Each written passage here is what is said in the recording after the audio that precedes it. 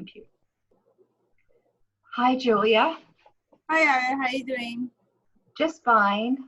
You know, this is a follow-up to last night's live stream where we talked about prejudice and how prejudice is always bad, bias is always bad, racism is always racism.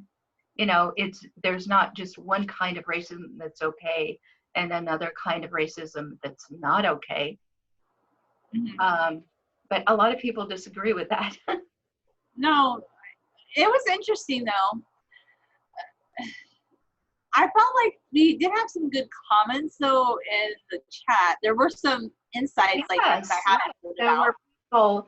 There were definitely people who were interested in that and were involved in the chat. And I feel that maybe later the video was suppressed because it started out pretty well in terms of views. No, it did. I think, but we have to keep in mind too, we're not part of like an in-group where I think, okay, somebody in an in-group, they're going to put out a video on this topic and all of a sudden, wow, they're going to have like 1 million views because, yeah, I don't know. It's just, it seems like there's certain push. Well, okay, I got a notification from TikTok today saying that they want to make it easier for certain groups of people to have their videos like on the front page, which I don't care. I don't care about TikTok, but that's interesting. So well, I don't know what that's supposed to mean. What do you mean by certain groups of people? What kind of people? Well, it basically has to do with the whole what's going on right now. Like if you belong to that particular group, the way I interpret it is that if you're somehow affiliated with that group, maybe your video gets more views or more pushed to the front page than just a random person video, which to me kind of didn't feel right, because then now I feel like they're saying, well, it doesn't really matter, like somebody's talented or interesting, their video might not get as much views as somebody who I don't know. The email was just strange to me, and it affirms why I don't want to be part of social movements, because I feel like the more a social movement gets going, I question like what are its long-term goals, and does it really care about everybody, or does it just want to give one group of people like preference over others? And I don't like that. To me, that's another form of prejudice. So yeah, and so they talk about systemic racism, and they're referring to certain races and not others. And if you talk about how unfair that is to think that, you know, racism toward one group is, you know, any different from any kind of racism, they will say, well, you know, you don't know what it's like to be living in the United States and a member of this group. And you don't know what they have to face every day in every way, in school, and you know, when they're walking down the street, somebody suspects them of something just because of the color of their skin, and you don't know what they're feeling, and you don't know how alien they feel in this culture, and on and on. And the thing is, we're talking about people who were born in America, who have been in America for generation upon generation upon generation. They had the opportunity to mainstream if that's what they wish to do very early. They don't actually speak a different language at home. I mean, they speak English at home. It's maybe they don't have a grandparent that probably grew up not speaking English and had rocks thrown at them for not speaking English. Like, yeah. Exactly. There's things they don't know about, but we can't say that. We can't say, oh. Anyway, which is not, you know, again, it's not saying they don't feel prejudice against them. Yes, there definitely is prejudice against people based on the color of their skin. But they also have this kind of solidarity, some of them maybe, I don't know, not everybody, but with a group of people who are a lot like them. And if you're thrown into this country and you come from a different culture, have a different language, a different set of values, and you're living in a neighborhood where everybody else is, you know, generations upon generations American, you have a struggle too. You have a different struggle. it's a very isolated struggle actually, and then you don't have a group of people that are gonna like back you up, if, you Right, know. but yeah, but I don't, most And of you us don't even don't need know. that. It's not that you need that. I'm just saying it's a Yeah, different list.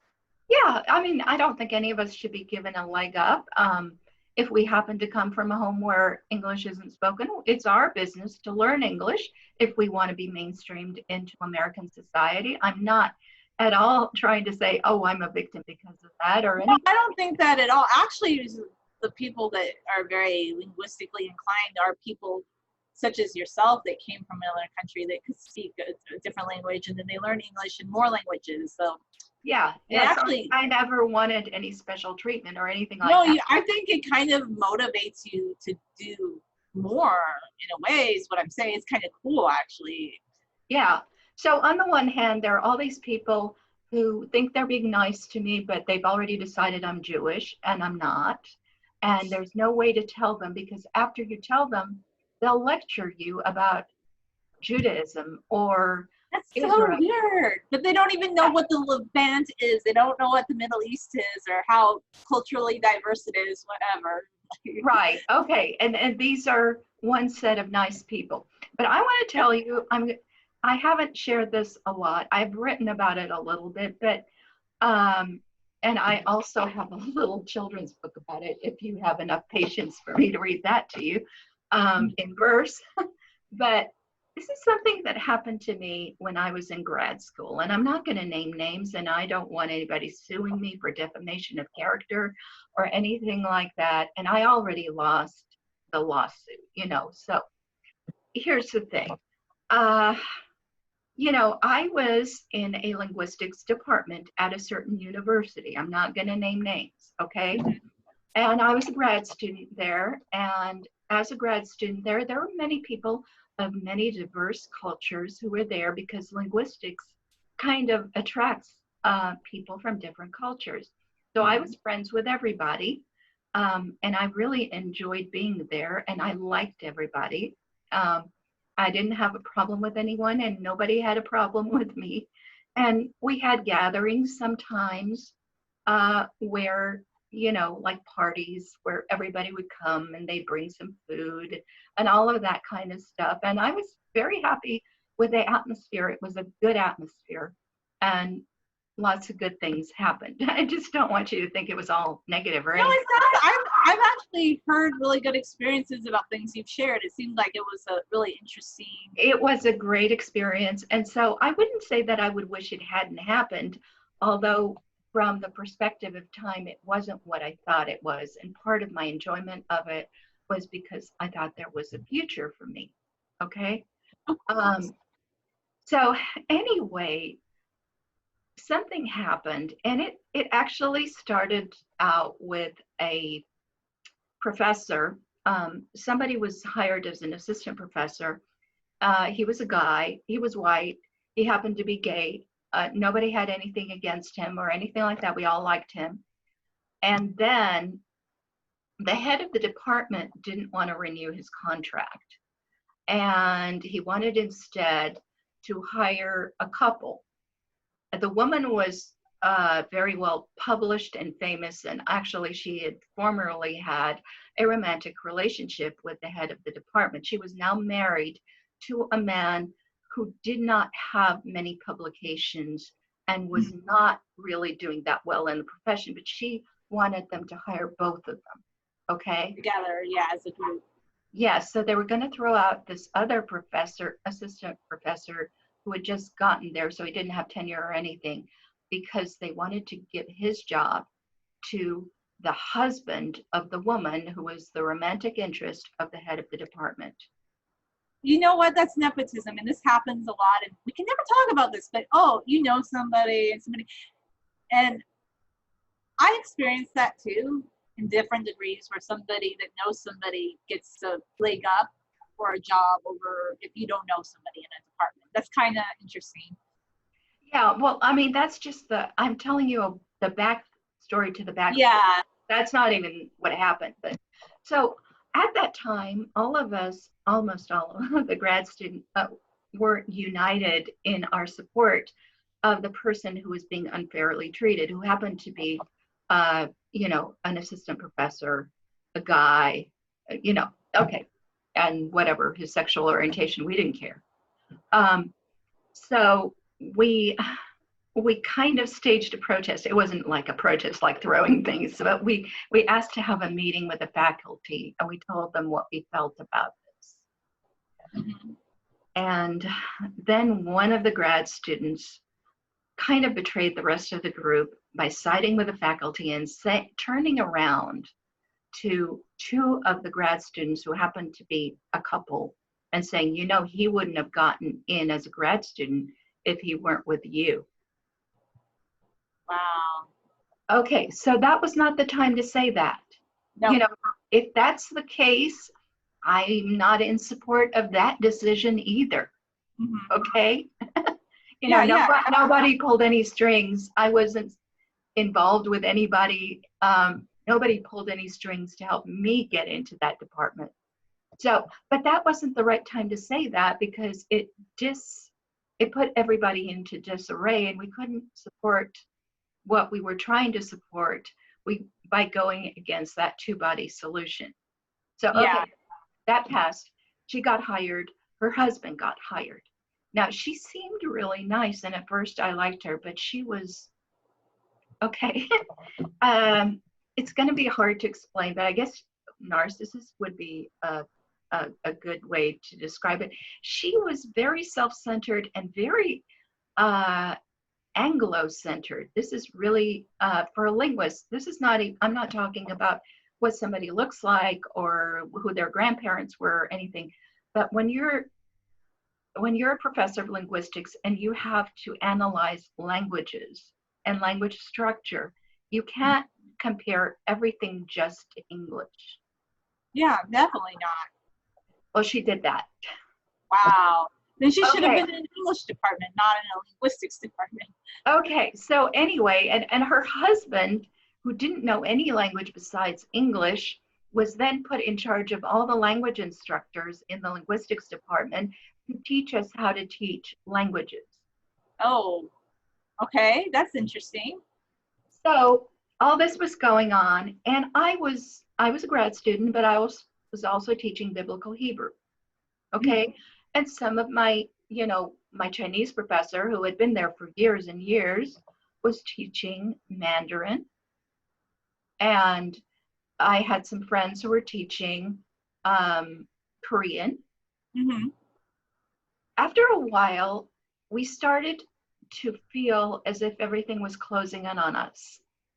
And we weren't invited to the department parties anymore. I mean, not all of them. And we were only, if I was invited, it was at a party where all the Koreans and Chinese people were invited. But there were some other parties that were just for Indo-European people, Oh, interesting. Wow. Okay. And then, okay, I was about to finish. And the Korean instructor was my friend, and she told me what happened at the faculty meetings, because she was already faculty. I was not yet at this point. And she told me that this is what happened. One day, the lady, which we're going to call Goldilocks because I'm not going to use any real names. Okay, so one day Goldilocks, the professor who got her husband hired and all this kind of stuff. Mm-hmm. Goldilocks was at a faculty meeting, and she was complaining about one of the Korean grad students, and she wanted to throw her out. She wanted to throw her out of the program. She said she wasn't good enough. Well, the Korean instructor, who is a faculty member, spoke up and really didn't, she just said, what is your problem with her? Just something like that. It was not an attack on anybody. It was just, could you explain what the problem is? Yeah. Okay, so Goldilocks turned to the Korean instructor, and she pointed at her, and she turned to the department chair and she said, "What is that Korean doing here?" What? So, okay, so we were friends. So she told me that. Maybe she shouldn't have told me that because I was not faculty yet at that point. I was grad student. I was about to finish and I was about to become faculty because I was teaching there. Well, I didn't think that was okay, but I didn't do anything about it. The next year, so what happened was the the head of the department, I mean, he at the time he said, I don't know what you're talking about to Goldilocks, but later he took my friend, the Korean instructor, aside and he said to her, listen, Goldilocks is kind of demanding this and I don't want to get in the way of things. So could you just do a favor to me and sit out those meetings? Just don't come to the meetings for a few times until this whole thing blows Oh up. my gosh, that's not right. Wow. Yeah. So, and she, of course, she told me everything that was going on. Well, the next year I had graduated. I had a PhD in linguistics too, and I was also on the faculty. But guess what? What happened?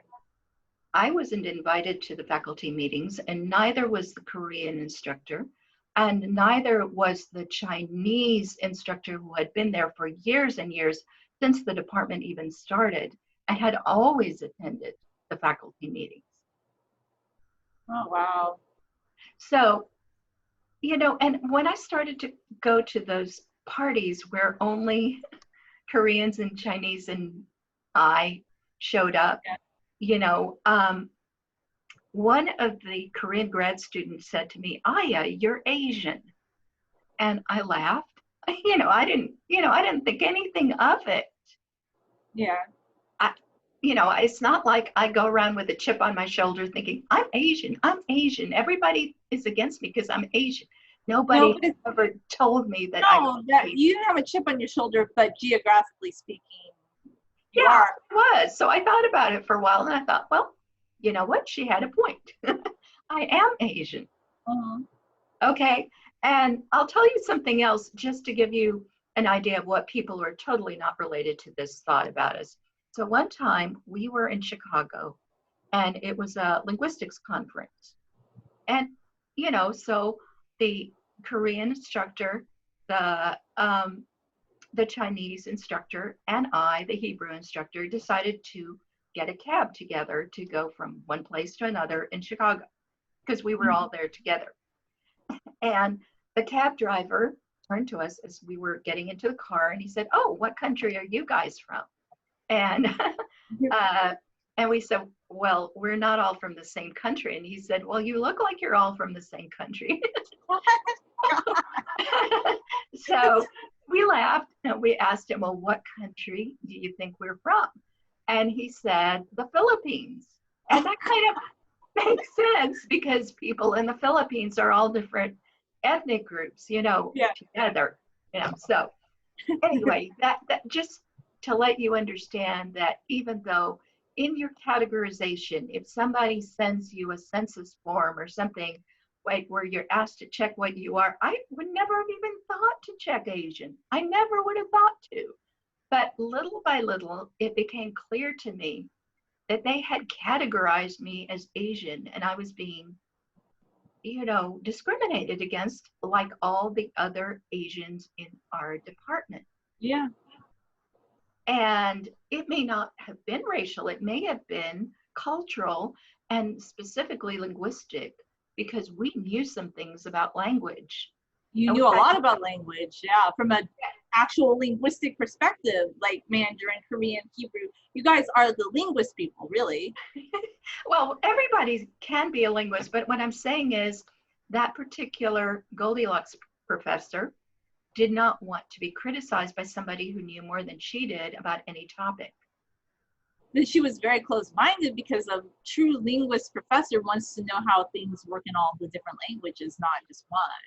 Right. Yeah. So anyway, I eventually decided because the other people in our group were not, raised American, Uh-huh. they had been raised in other countries. I was born in Israel. I was raised partially in Israel, but I also had an American perspective on all of this, and I thought it was wrong. Uh, Yes. because one of the Koreans are very stratified. Um, they expect that in every society, there's this person is above that person, and this person is above that person. This, so they accepted being treated like second class citizens. You know what I'm saying? Yeah, like it was just they decided, well, if we're gonna be treated this way, that's just the way it is. Right. They're not gonna bark at the pecking order, so to speak, I guess you could say. Yeah. So, yeah, I mean, they even when they met one another, they always knew which one was older, and there was an honorific that the younger person would use to the older person. So Mhm. anyway, I went behind the department chair's back, of course, because I wasn't going to complain to him about things that he had done that were completely wrong. I didn't think there was any way to change his mind about that. I made an appointment with the Dean of Humanities. And Wow. I told her what was going on because I thought that our university had a non-discrimination policy. It was written in the books, it was on the website. Yeah. And to tell you the truth, that particular university years earlier had discriminated against Black people because the founder of the university left free money to be given as scholarships. There was an endowment, but it was only for white people. Okay, so they broke his will. They took all the money, and now nobody gets a free ride at that university. So, Wow. because that was racist. But I mean, if he had left it for Black people, I don't think they would have broken it. Do you think so? Probably not. I mean, I don't think so. Yeah, so that's where it's not fair, even though I don't support, if I left money for a university, I wouldn't say anything about the race of anybody who would get that money. I would not do No, I think whoever's the most hardworking, like academically inclined student should have that spot or those scholarships, and that's how it should be, like by merit. Yes, but what I'm saying is that was his money. He was a rich guy, and if he had left that money for Black people, they wouldn't have broken his will. He left it for white people, they did.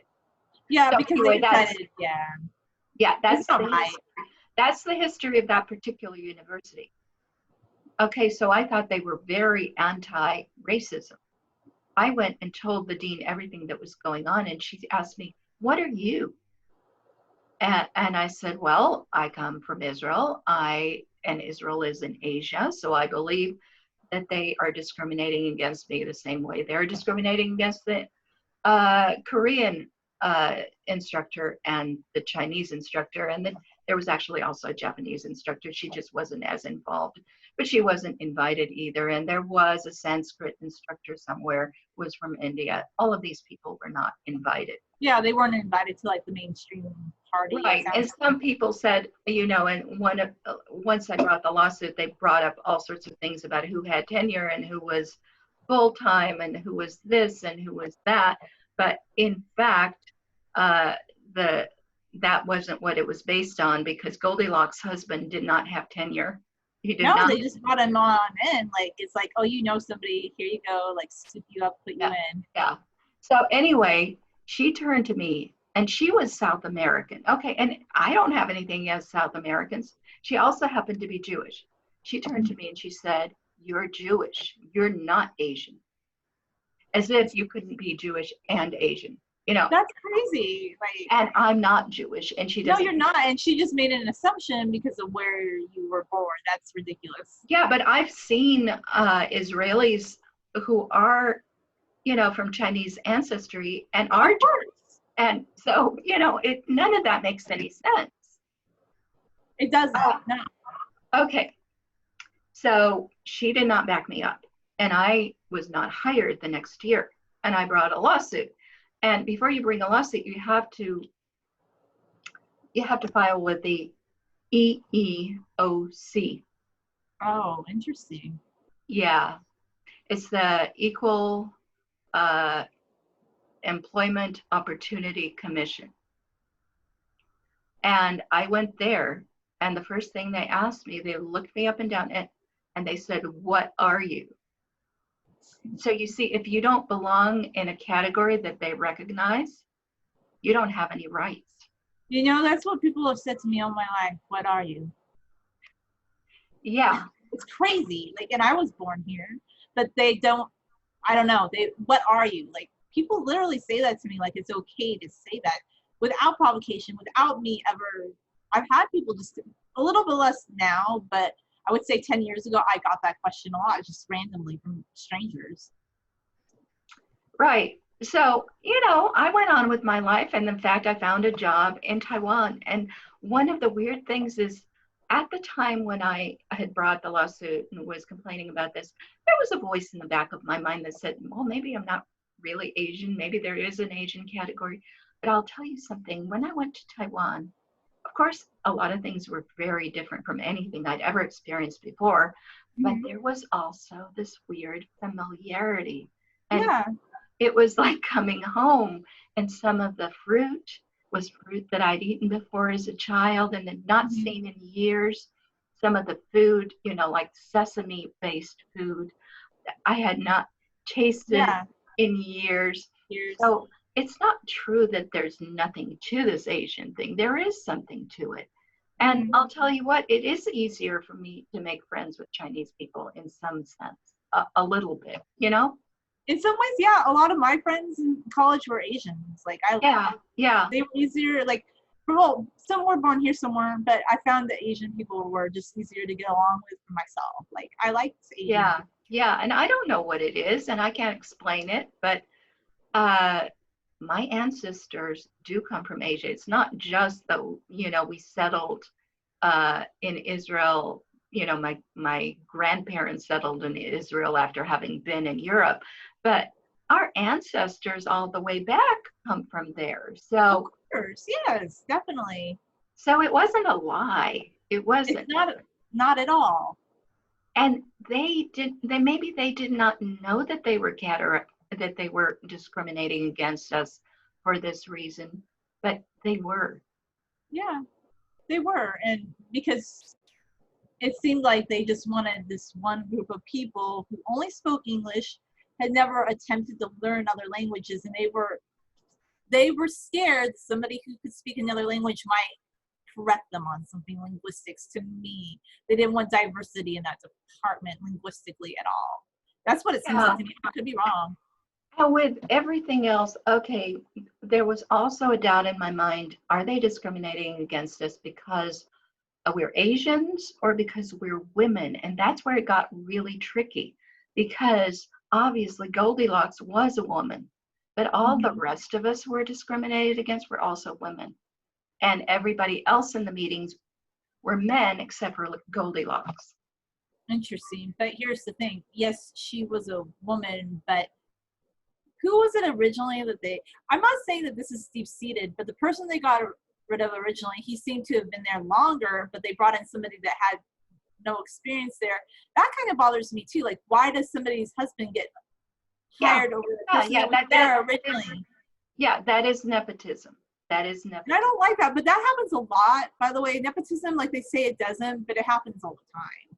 Yeah, You know somebody and you get a leg up. It's not right, but people love to brag about that. Oh, it's not what you know, it's who you know, and they openly say it like it's fine. yeah.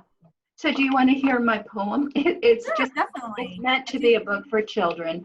And I have Goldilocks in the story. And when I submitted it to a bunch of presses to maybe sell it, they said, oh, nobody knows who Goldilocks is anymore. So, What? Are you kidding me? Everybody knows who Goldilocks is. That's crazy. okay, so it's called Banned from Lunch. Can you see it? Yeah, I can. Are you going to republish it on Inverted A later, maybe? Well, I'll ask your advice on it Okay. because I All don't right. know if I'll be anybody, quiet and let you read. I'm sorry. okay, I don't know if anybody would be interested. But anyway, it starts out like this. And I'm going to read you, it's in verse. So I'll read you one verse and then show you the picture, just like I'm reading to a small child, okay?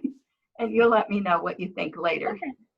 Okay, so in the Department of Gnostic Affairs, whose faculty mostly consisted of bears, a well-educated and scholarly bunch whose favorite part of the day was their lunch. From the lowliest graduate student of Bear to the grizzled old grizzly who served as their chair, the choicest of tidbits they'd manage to scrounge, and then all would gather for lunch in the lounge. Oh, that's funny. I love it. Can you see the picture? I don't know if you I do. I see everybody's kind of in a group. It looks like in a lounge. Can you see what animals they are? They're bears, like panda bears. Well, not all of them. There's actually a camel over here. Oh, This one is a panda. This is a grizzly. This is a brown bear. And there's like an emu over here. oh, how cool. I see it now. That's really awesome. Okay. So let's see if I can find the next page.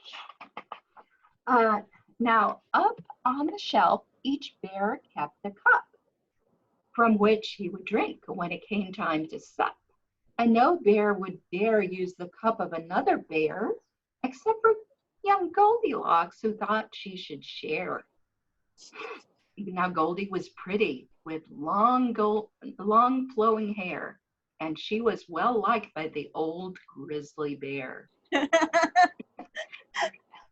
And no bear would dare say no to sweet Goldie, who had never been forced to put up with a scolding. Goldie. That's funny. Okay. What makes the sky blue? Kim the camel would ask, as she slurped from her porridge, a difficult task. And why does it rain, and how do trees grow? In Gnostic affairs, they all wanted to know.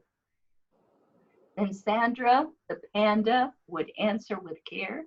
I'm not sure exactly, but the answer's somewhere. And Sam, the brown bear, who was bookish and gruff, would always reply with, let's go look it up. That's funny. Yeah, I might need to have a break for to drink something. We'll see how long I can keep. Okay, well, maybe just read a little bit more, but I'm liking it so far. Okay, and why do they call a baby bear cub?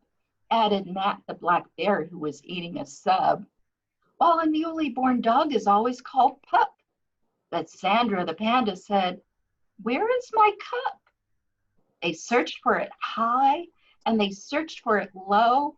Oh, where could a cup like that possibly go? Oh no. Searched low and high till their lunch break was up, but they found not a sign of the lost drinking cup. And this is the panda. I have a feeling I know where the cup is. Okay, they did not find the cup all week when that Thursday, Sandra the panda, who had been very thirsty, brought it up to the chair at the faculty meeting, which was held in the lounge while they all sat there eating. What did it look like? Asked the old grizzly bear. It was blue, answered Sandra.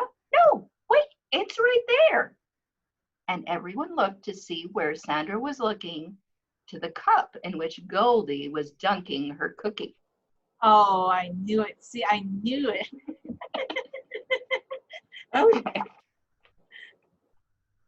Now, Sandra the panda fell silent and still, for she never intended to foster ill will, and Goldie's cheeks grew very red, almost florid. There was one long moment when they all felt quite horrid. Then Goldie spoke up and she said to the chair, excuse me, but why is that panda allowed to sit there? Ah! Say what? Asked the grizzly, who was not sure he heard right. Answered Goldie, please get her right out of my sight. Now Goldie, okay, so here's the picture that goes with that. Wow. Now Goldie, said the grizzly, that's not very fair. She's as much right as you to be sitting there. But the very next week before the faculty meeting, the grizzled old grizzly kept Sandra from eating. Do me a favor, said the chair to the panda. Goldie is angry and she's been demanding. This all will blow over quite soon, wait and see. Could you sit this one out as a favor to me? Wow. So this is the grizzly Aw, bear talking to the panda. I know. It's like it's reenactment. I like it. Yeah. Now Sandra was gentle and Sandra was kind. She did as the chair asked. She did not really mind. I can get through one day without lunch, Sandra said to herself. I just wish the Goldie would put my cup back up on the shelf. But the weeks they went by and Sandra lost track. She kept waiting for someone to ask her to come back. Then the months they passed by and spring turned to fall. She was never allowed in the meetings at all. And here's Wow. it's a sign that says keep out special meeting, and it's only the bears there, the grizzly bears. One day, Sandra sat there just sipping her cider, and Eve the gazelle was sitting beside her, when along came Sam and the grizzly old chair, and Goldie and Matt and a group of big bears. And the chair turned and said to Sandra and Eve, I'm afraid that we'll need to ask you to leave. You cannot continue in here with your eating. You've got to clear out because we're holding a meeting. That really happened. They held those meetings in the lounge and they made us leave. Okay. Crazy. Okay. Now the meetings were secret, so the chair did not tell those who were not invited just when they'd be held. Oh, fun. Yeah, and the ones who weren't asked did not even know for sure just who else would not get to go. So it took several weeks till Sandra discovered that she wasn't alone. And who were the others? It was Kim the camel and Eve the gazelle and Olive the emu, as well as herself. And here's the picture of the ones who were excluded. Aw, I feel like the animal personification really makes this powerful. Well, I wanted children to be able to understand. I wanted to be real clear because adults don't seem to get it. But anyway. But There's something funny about Goldie and the Bears, though, that I feel like adults would get. Yeah, because we all know Goldilocks from the old story, and she wasn't very nice. She broke into somebody's house and she stole their porridge and she slept in, and then she's so entitled. She's very entitled, and everybody knows who Goldilocks is. If you don't, you're an idiot. Really? Okay, but the publishers that I talked to said children do not know who Goldilocks is anymore. But that's a children's story, okay? But how did they decide, and just how did they choose which ones to invite and which ones to excuse?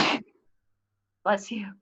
Is it because as statisticians, we don't really know why the sky is so blue and what makes the wind blow? Don't be silly, said Kim. The thing about noses is that none of us know, and everyone knows it. Said Sandra the panda, then why only us from all of the bunch? What's so wrong with us four that we can't stay for lunch? And here they're trying to do the math about the groups. You know, they're trying to figure out what is the thing that defines their group, or what defines the group of people who are allowed to stay. So you see in the group of people who are allowed to stay are a bunch of male bears and Goldilocks. The bears are all Western, you know, grizzly bears. Yeah. And she's a white woman. Okay. Yeah. And in the other group, what you have is a panda, a camel, an emu, and a gazelle. So they're all sort of Eastern animals, but they're also girls. Okay. Yes, exactly. They're not like male bears. Yeah. Okay. So they're just trying to figure it out. Is it the clothes or the shoes that we wear? Is that why they can't stand for us to be there? Do we slurp from our soup or leave too many crumbs? Is that why we aren't invited to come? Or could it just be that they think we all smell? Sadly inquired Eve the gazelle. No, Kim the camel said. The problem's not there. Perhaps it's those meetings are only for bears. So now there's a sign that says bears question mark, in which there's a picture of just Goldie and the bears. and it says, "Are these all bears?" You know, Yeah. bears. And then there's a picture of the panda and all the other animals. And are these non-bears? Are they exactly non-bears? So Yeah, it's exactly. hard. Make it very Yeah, visually. it's hard to decide what the category is. And if you know, the problem with our discrimination laws is that unless you find a category that is um, somehow protected, you have no rights. Yeah, so you can, so basically they say, oh, you can discriminate against people if they don't fit in a category. Right. That couldn't be right, says Sandra. I swear, for I am a panda and a panda's a bear. That's true, said all of the emo. And also, besides, Goldilocks isn't a bear, yet they let her inside. It's mighty suspicious, but I've got a hunch that there is some other reason we can't stay for lunch. All right, said the camel. Perhaps it's our gender. We're all of us girls, and they want only men there. That's funny. Okay. So this hypothesis is that these are all girls and that all of those people, including Goldilocks, are non-girls. That's funny.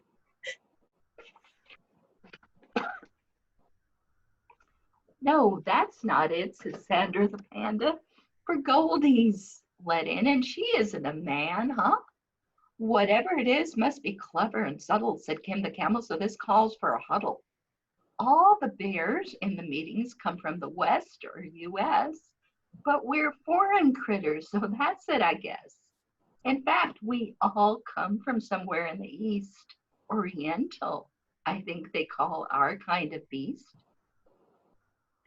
So now Goldilocks and the bears are Westerners, and the other animals are Orientals. Like Asian culture. Right, Yeah. Asian. That's another word for Asian, by the Well, way. yeah, no, Oriental, yeah. It's just not as used as much. But you know what's funny? Oriental used to just be to the Middle East. And then after the 1500s, they started expanding it to East Yeah. Asia. Because Yeah, no, Oriental rug is a Middle Eastern rug, right.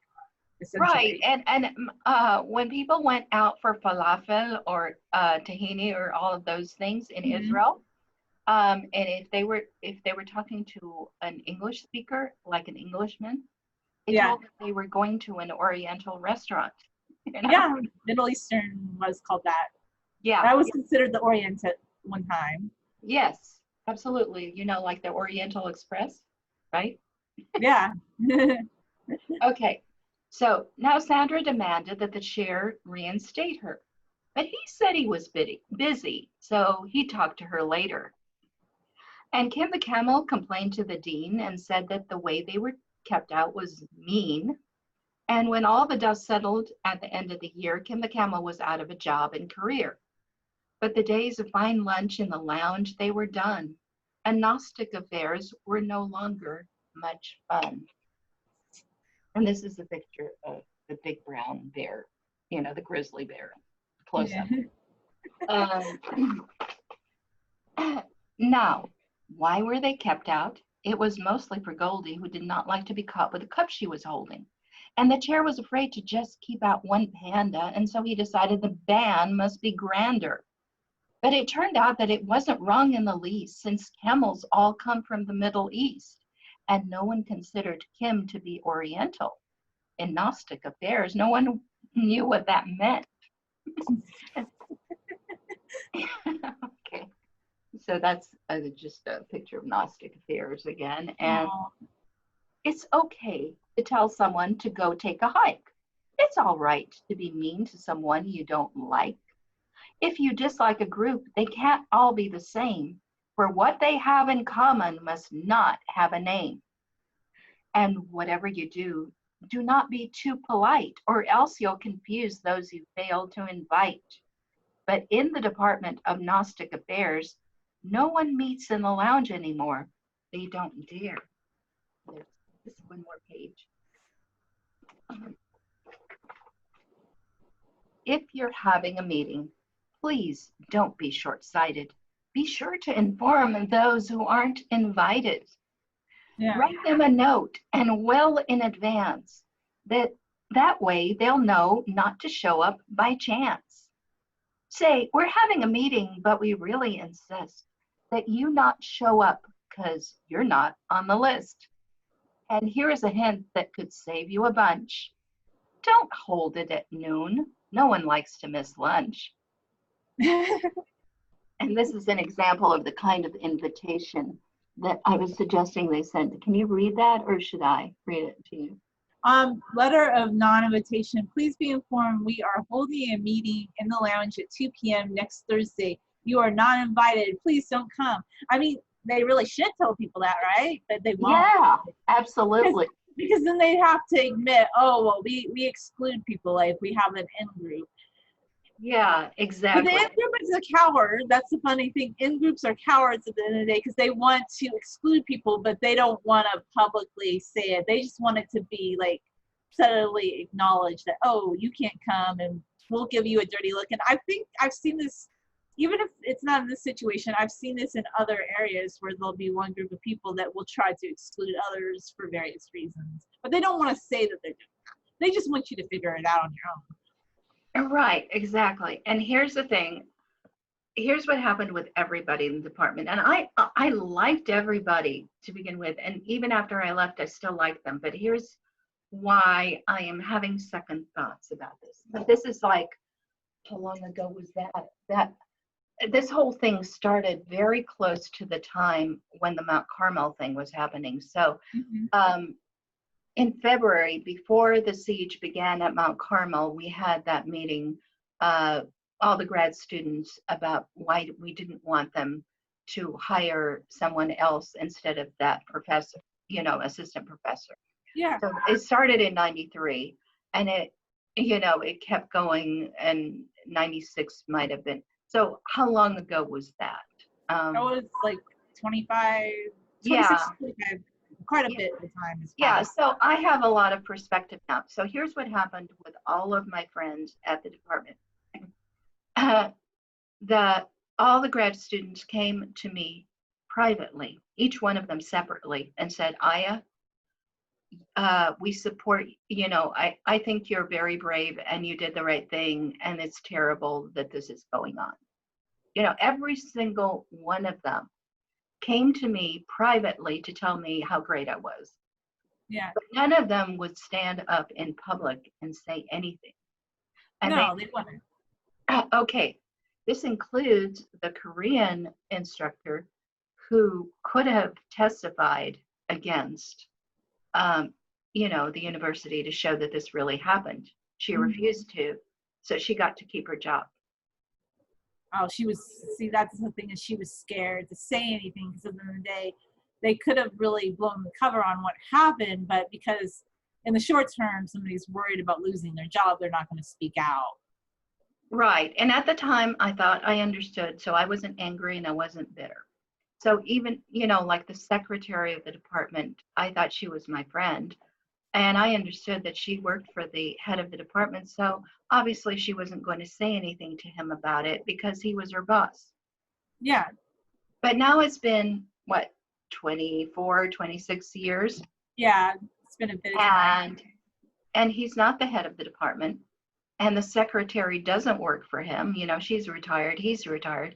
And she writes me that she meets with him and they have all these, like picnics or barbecues or whatever with each other. And after a while, I have to ask myself, were any of those people on my side even a little bit, It kind of makes you think as time goes by, if they're still communicating with each other, hanging out, probably not. Like, okay, they might see an injustice, but they're not going to speak up because I hate to say it, at the end of the day, if you don't have a group of people to back you up, nobody cares if you're discriminated against or treated. They just don't care, right? Right. The fact that you were advocating for yourself and not being a victim and trying to take a stand, nobody, they could have said something, Why didn't they say something? I don't know. Right. They don't want to risk anything in their own personal life. Right. So here, if I were to speak up and say, I don't think it was okay to murder George Floyd. I don't think that any police brutality is right. Yeah, but it's not. I don't appreciate the riots, and I don't appreciate saying that blacks are different from everybody else. Blacks are human beings just like everybody else. They're also individuals, and they're not all the same. They don't all believe the same thing or do the same thing. And but then they'll say, Aya, you don't know because you don't understand systemic racism. Well, do you think I really don't know anything? I would not agree with that, because these people that keep doing that, they keep talking one narrative only. There's just one group of people that have one political view, and that's all they want to listen to. They don't care. They're not going to listen to other stories. They won't Right. even listen to your story, because that would take time away from whatever narrative they're pushing that day or week, month, year. They would have to think outside the box and be like, oh, really? Like somebody from another country. But I'm going to tell you this right now. I have seen all groups, people from all ethnic groups treat Asians bad, because I actually got along with Asian people that were born here. And I used to be a tutor at the language extension center, and I saw people like be kind of rude to Asians. Like it seemed like it was okay. It seemed like it was fun. Like even other foreign students, like just to be kind of rude to Asians for some reason. But nobody ever acknowledged that. I did see that. Yeah, yeah, and part of what's happening with affirmative action, I actually wrote an article about that, and it has some research behind to back it up. But what's happening with affirmative action is it's not hurting white Americans as much as it is Asian Americans, because the Asian Americans get really high scores, and in order the to admit using affirmative action, blacks or Hispanics or whoever who have lower scores, what they end up doing is they cut off the Asians. So the Asians are all competing with each other Yeah, for top spots. And some of the Asians who, they're not the best Asian, but they're a whole lot better than everybody else. yeah, And they don't get in. it's not right. Because they're being categorized like that instead of being treated as individuals. It's not right, and that shouldn't happen. But you can't tell anybody that, because it goes against the popular narrative of the moment that only one group that supports each other is being treated bad. Be an individual from a foreign country that had to learn English and didn't have a family or any kind of network. I'm not going to even say anything on that, because I don't. And I don't want to, I don't want to constantly paint myself as a victim. But But you're not. I don't think that at all. Yeah. What I'm saying is, I think I do understand, and I think that if we all agreed to just treat everybody fairly, that would be a good solution. Don't you? Yeah, we should just treat everybody fairly, but then I think this is the problem here. I think it's a political agenda at the end of the day. Because I ask myself, every time that you see a big social movement, like taking over Facebook or social media, what is the end goal? Is it to maybe get certain group elected to office? Maybe that's really what this is about. I don't know. Right. And it's quite possible that the people who are crying the loudest that they want to help Black lives really hate Black lives. They're actually racist against Black people. That's what I think. It could be, that could be it, because I don't think that all of a sudden magically people should care about everybody. People should treat everybody well. That's how it should be, and that's pretty simple, and you don't need to be part of a social movement to believe that. Right. I mean, unless we could have a social movement of individuals, I'd support that. Well, that would be cool, but that probably won't happen, because you have the two big guys, Republicans and the Democrats, and right now it's like, I hate to say it, but anybody who falls into a social movement, I think they're just kind of doing the Democrats' bidding. And this is what I hate to see, is that there's a lot of people who are actually African American that are libertarian, and they're never going to have a chance at the polls or at a national presidential convention. People that this movement claims to care about, they're never going to get a chance to debate in a national presidential debate or a governor's debate. Like, look at what happened to our state governor's debate. Nicholas Wildstar, he didn't have a chance, and he was African American, and he talked actually about all these issues that this movement claims to care about, but they didn't even give him a chance. Yeah. It was just Gavin Newsom, like, because I don't know, Gavin Newsom looks like Ken doll. Is that why? I don't know. That's what everybody says. Okay. Well, I don't know what to say about that, but yeah, So I've been on this planet a long time. I've seen a lot of unfairness. I've seen a lot of hate toward different groups of people. Uh, I really am against discrimination. I really am. No, I know you are. And I just wish that the people who are just following orders, that's really what they seem to be doing. Everybody paints their Instagram photo black, at the same moment. Please understand you're in lockstep with a bunch of fascists. That's what you're doing. Yeah, but I want to. Here's another thing too. It seems like these things go through trends. Like I don't know. I've always been interested in politics to some degree, but like 10 years ago, people would say like, "Oh, it's like cool not to be politically involved. It's like cool to just like I don't know, do talk about like a show or something." But like now, all of a sudden, because somebody got elected that they all decided they really didn't like, oh, now we all need to be politically aware. But you're not politically aware unless you're talking lockstep. I don't know, whatever it is. But this group doesn't really have an end goal. I Yeah, like just destruction. I think just destruction. yeah. Well, I'm just gonna put it this way. Like, I think it's okay if you are an individual and you just want to live your life and help other individuals, like, do what they want to do as long as they're not hurting others. I think that's okay. But that's just my take on it. I don't know what to say, how other people feel. Well, I feel that way too. So thank you for letting me tell my story, Julia.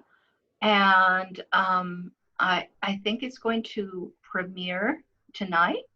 So I Yay. hope you are there for the discussion, because Yes. I have a feeling we might have might have some people who have something to say about it. And I would like to hear what people have to say, but I hope they listen to what others have to say as well. Okay. Well, I'll say goodbye, and perhaps I'll see you tonight in the All discussion. right. Have a good Bye. day. Night. Too.